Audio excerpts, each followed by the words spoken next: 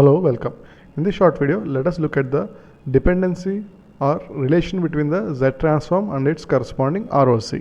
Specifically, we will look at the Z transforms of the both an anti-causal signal and a causal signal and see that we observe that they have same Z transform but with different ROCs. So we are going to look at the dependency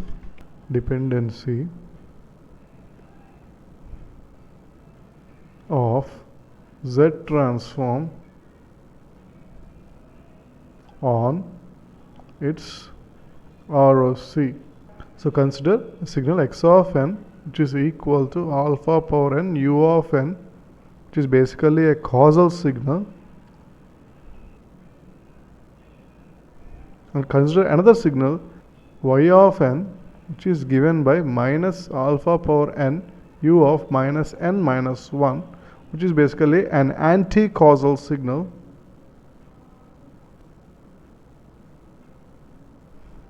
Now, if we calculate the Z transform or we evaluate the Z transforms of these two signals, we can clearly see that both x of z and y of z are equal, and they are equal to 1 by 1 minus alpha z inverse. But the corresponding ROCs are different. For example, for the x of z, the ROC is given by the region of z plane outside the circle of radius absolute value of alpha. And for the second signal, that is for the anti-causal signal y of n, the ROC for y of z is given by area of circle or area or region inside a circle of radius equal to absolute value of alpha. So one is outside a circle of this radius, another one is inside a circle of this radius. So even though the Z transforms, the analytical structure is identical, the ROCs are completely opposite.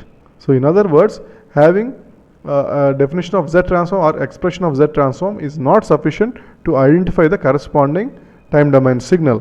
We need both Z transform and the ROC to evaluate or to extract the original time domain signal. In other words, if we know that the Z transform is given by 1 by 1 minus alpha Z inverse and the ROC is this area outside the circle of radius alpha, absolute value of alpha, then it means it is corresponding to a causal signal.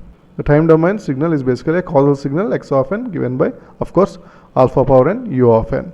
And if it is 1 by 1 minus alpha Z inverse but with ROC given by absolute value of z inside alpha, that is a circle or region bounded by a circle of radius absolute value of alpha, then it corresponds to an anti-causal signal in time domain. So to summarize, the Z transform alone cannot determine the original time domain signal. We need both the Z transform and its corresponding ROC to determine the original or the source time domain signal. Thanks for watching.